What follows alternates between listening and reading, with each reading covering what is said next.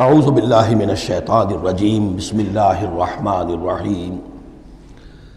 ذوالقرنین کے بارے میں آپ کو بتا چکا ہوں کہ ان کا نام تاریخ میں جو مشہور ہے وہ کیخسرو یا سائرس، اور انہی سے اصل میں ایران کی عظمت کے دور کا آغاز ہوا تھا۔ چنانچہ تقریباً میں سمجھتا ہوں کہ شاید 25-30 سال پہلے کی بات ہے، جب شہنشاہ ایران اس وقت جب کہ ان کی بادشاہت جو ہے وہ بڑے عروج پر تھی، انہوں نے 2500 سالہ برسی منائی تھی انہی کیخسرو کی، سائرس کی۔ ان کی قبر جو ہے مقبرہ وہ دریافت ہو گیا تھا، اور وہاں پر ان کا ایک مجسمہ بھی دریافت ہوا تھا کھدائی پر۔ اس مجسمے میں وہ 2 لگے ہوئے تھے، سینگ بھی۔ اس موضوع پر سب سے پہلے مولانا ابوالکلام آزاد مرحوم نے، جو اپنی ترجمان القرآن کے نام سے انہوں نے مختصر ترجمہ اور تفسیر لکھی ہے، اس میں بڑے تفصیلی نوٹس لکھے ہیں۔ سب سے پہلے اہل علم کے حلقے میں ان کے بارے میں جو معلومات ہیں وہ ان کے ذریعے سے آئی ہیں۔ اب یہ تقریباً یونیورسلی ایکسیپٹڈ ہے۔ پھر سوال پیدا ہوتا ہے کہ ان سے کیا دلچسپی یہود کو تھی، تو وہ بھی سمجھ لیجئے کہ نبوکدنضر نے 587 قبل مسیح میں حملہ کیا تھا فلسطین پر، اور نبوکدنضر عراق کا بادشاہ تھا۔ اس مڈل ایسٹ کو ذہن میں رکھیے کہ میڈیٹرینین کے بالکل ساتھ ہے ملک شام، اور شام ہی کا ایک علاقہ فلسطین ہے۔ اس وقت جو ہے یہ فلسطین اور اسرائیل اور شرق اردن اور ویسٹ بینک اور لبنان، یہ سب مل کر جو ملک بنتے ہیں، در حقیقت یہ شام عرب ہے، یہ شام ہے۔ پھر اس کے مشرق میں یہ عراق عرب یا عراق ہے، اور اس کے مشرق میں پھر ایران ہے۔ تو عراق کا بادشاہ تھا جس نے حملہ کیا تھا یروشلم پر، تباہ و برباد کیا، اور ان کو قیدی بنا کر لے گیا۔ کیپٹیوٹی کا دور ان کا تقریباً 150 برس کا ہے۔ لیکن اس عرصے میں ایران میں یہ شخصیت ابھری کیخسرو کی یا سائرس کی۔ اس نے پھر فتوحات کا دائرہ شروع کیا، تو سب سے پہلے عراق کو فتح کیا، بیبیلونیا کو، اور یہاں پر جو یہ اسیر تھے یہودی، ان کو اجازت دے دی کہ تم واپس جاؤ، اپنا یروشلم آزاد کرو، اپنے جا کر آباد کر لو دوبارہ۔ تو گویا کہ یہ محسن ہیں ان کے،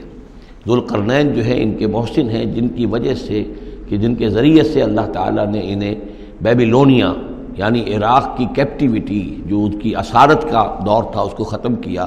آزادی ملی، اور پھر یہ واپس آئے۔ حضرت عزیر علیہ السلام کے ساتھ قافلہ آیا ہے، اور وہ تقریباً پھر انہوں نے آ کر یہاں اثر نو اس شہر کو بھی آباد کیا، اور ہیکل جو ہے حضرت سلیمان علیہ السلام کا بنایا ہوا جو وہ عبادت خانہ تھا، اس کو دوبارہ تعمیر کیا۔ اس اعتبار سے ذوالقرنین جو ہے وہ ان کی تاریخ میں ایک معروف شخصیت ہے۔ تاریخ سے معلوم ہوتا ہے کہ انہوں نے پھر ایران کی پہلی حکومت کو کنسولیڈیٹ کر کے پارس اور مادہ کو ملا کر ایک سلطنت ایران بنائی۔ پھر ان کی فتوحات کے 3 دائرے ہیں۔ مغرب کی طرف میڈیٹرینین تک پورا علاقہ فتح کر لیا۔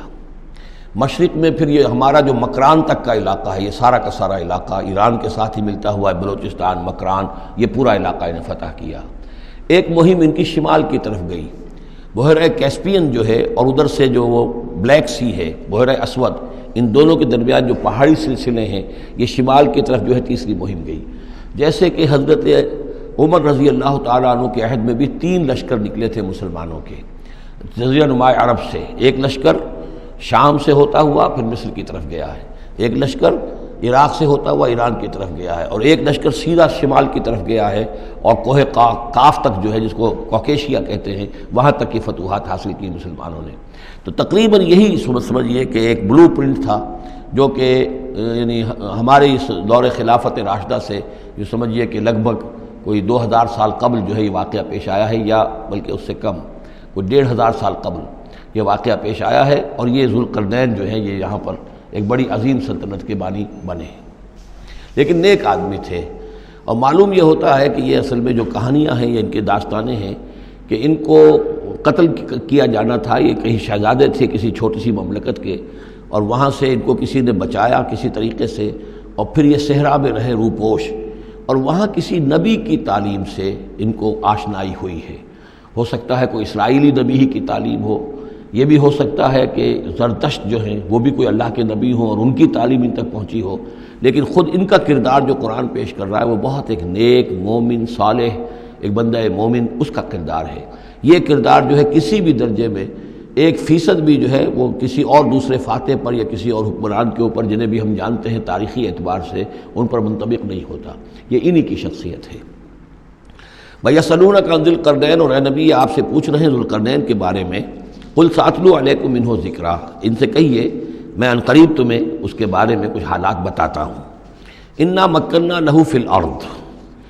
ہم نے اسے زمین میں بڑا تمکن عطا کیا تھا، غلبہ عطا کیا تھا، وَآتَيْنَاهُ مِن كُلِّ شَيْءٍ سَبَبًا، اور ہم نے اسے ہر طرح کا ساز و سامان، وسائل و ذرائع، تمام اسباب جو ہیں فراہم کر دیے تھے۔ فَأَتْبَعَ سَبَبًا،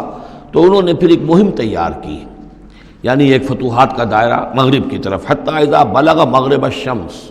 یہاں تک کہ جب وہ سورج کے غروب ہونے کی جگہ تک پہنچ گئے۔ اب یہ پرانے زمانے میں ظاہر بات ہے کہ پورا اس سے زیادہ نقشہ تو لوگوں کو معلوم بھی نہیں تھا، جب میڈیٹرینین کے ساحل پر پہنچ گئے تو معلوم آگے تو سمندر ہے، اور سمندر میں پھر آدمی کو محسوس ہوتا ہے سورج ڈوبتا ہوا۔ اگر آپ ساحل سمندر پر کھڑے ہو کر دیکھیں تو معلوم ہوتا ہے سمندر میں سورج ڈوب رہا ہے، تو یہ گویا کہ مغرب الشمس بن گیا ان کے لیے، وہ یہ سورج کے ڈوبنے کی جگہ۔ حتیٰ اذا بلغ مغرب الشمس، جب وہ پہنچ گئے سورج کے غروب ہونے کی جگہ، وجدہا تغرب فی عین حمیۃ، تو انہوں نے دیکھا اسے ڈوبتے ہوئے، وہ ڈوب رہا ہے ایک بڑے گدلے سے سمندر کے اندر۔ وہ جو وہاں کا سمندر ہے بڑا گدلا سا ہے، یہ ایجین سی وغیرہ جو کہلاتے ہیں یہ بہت گدلے سے پانی کے ہیں۔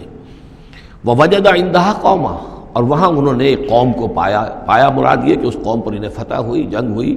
انہوں نے ان کو شکست دی، اور وہ قوم گویا کہ اب ان کے رحم و کرم پر ان کی گویا کہ وہ محکوم ہو گئی۔ قلنا یا ذوالقرنین، ہم نے کہا ذوالقرنین سے، اب یا تو یہ کہ یہ شاید نبی ہوں واللہ عالم، تو اللہ تعالیٰ کا اس طریقے سے براہ راست ان کو وحی کرنا، لیکن غیر نبی کو بھی اللہ تعالیٰ الہام کے ذریعے سے، جیسا کہ ہم نے دیکھا کہ وہ تو شہد کی مکھی کو بھی لفظ وحی آیا ہے، تو یہاں آیا ہم نے کہا اے قرنین، اور یہ بھی ہو سکتا ہے یہ صورتحال کی تعبیر ہو کہ گویا کہ وہ حالات زبان حال سے یہ کہہ رہے تھے۔ قلنا یا ذوالقرنین اما ان تعذب و اما ان تتخذ فیہم حسنا، کہ یا اے ذوالقرنین تمہیں اب پورا اختیار ہے، چاہو تو یہ جو مفتوح قوم ہے تمہاری اسے تم سزا دو، عذاب دو، ستاؤ انہیں، یا یہ کہ تم ان کے اندر اچھی روش اختیار کرو، ان کے ساتھ حسن سلوک کرو۔ قال، انہوں نے کہا اما من ظلم، جو کوئی ظالم ہے، بے انصاف ہے، ہو سکتا ہے اس سے مراد کفر اور شرک بھی ہو، فسوف نعذبہ ثم یرد الی ربہ فیعذبہ عذابا نکرا، تو اسے تو ہم عذاب دیں گے، سزا دیں گے، اور پھر وہ لوٹایا جائے گا اپنے رب کی طرف، پھر اس کا رب اس کو عذاب دے گا جو اصل عذاب ہے، برا عذاب، سخت عذاب۔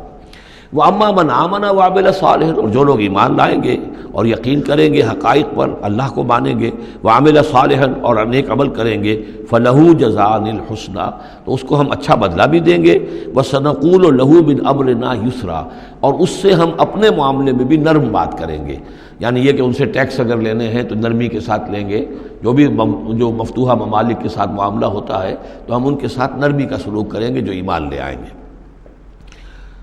ثم اتبع سبابا، مغرب کی طرف سے فارغ ہو کر پھر اب یہ مشرق کی طرف گئے، پھر انہوں نے ایک اور مہم کا بندوبست کیا، حتیٰ اذا بلغ مطلع الشمس، یہاں تک کہ جب وہ سورج کے طلوع ہونے کی جگہ تک پہنچ گئے۔ اب یہ جہاں تک تاریخی طور پر ثابت ہے وہ صرف مکران کے علاقے تک اتنی دور تک آئے ہیں، واللہ عالم، ہو سکتا ہے کہ مکران کے ساحل پر کھڑے ہو کر بھی انہیں محسوس ہوا ہو کہ بس اب یہ سورج جو ہے غروب ہو رہا ہے یا طلوع ہو رہا ہے وہاں سے، مطلع الشمس، تو وہاں جب پہنچے، وجدہا تطلع علی قوم لم نجعل لہم من دونہا سترا، تو انہوں نے پایا اس کو کہ وہ طلوع ہوتا ہے ایک ایسی قوم پر کہ جس کے لیے ہم نے آفتاب سے کوئی اوٹ نہیں رکھی ہے، یعنی یہاں کے جو قبائل تھے، گیڈروسیا وغیرہ یہ کہلاتا تھا اس زمانے کے اندر، یہ وحشی قبائل تھے، ان کو ابھی چھت بنانے کا فن نہیں آیا تھا، یعنی گھر جو ہوتے تھے وہ صرف دیواریں کھڑی ہوتی تھیں، کہ جو خالی پلاٹ ہے زمین کا اس میں یہ دیوار کھڑی ہے، یہ میرا گھر ہے، تمہارا گھر ہے، لیکن گھر میں چھت وغیرہ کا بھی کوئی تصور ان کے ہاں نہیں تھا۔ ظاہر بات ہے کہ چھت ڈالنا جو ہے یہ تو ایک تمدن کے ارتقاء کے دور کی علامت ہے، تو وہ بغیر کسی سورج کے سائے کے وہ اپنی زندگی گزارتے تھے۔ کذالک، ایسا ہی ہوا وہاں بھی، یعنی جو پہلے ہوا تھا کہ یہاں بھی معاملہ وہی ہوا کہ اللہ تعالیٰ نے اختیار مطلق انہیں دیا، فتح دی، لیکن انہوں نے یہاں بھی یہی کہا کہ جو نیک لوگ ہوں گے ان کے ساتھ ہم نرمی کریں گے، اور جو شریر ہوں گے ان کو سخت سزا دیں گے۔ وقد احطنا بما لدیہ خبرا، اور ہمیں پوری طرح معلوم ہے کہ جو وہاں اس کی خبر ہوئی اور جو بھی حالات وہاں گزرے، جو ماجرا وہاں ہوا۔ صدق اللہ العظیم۔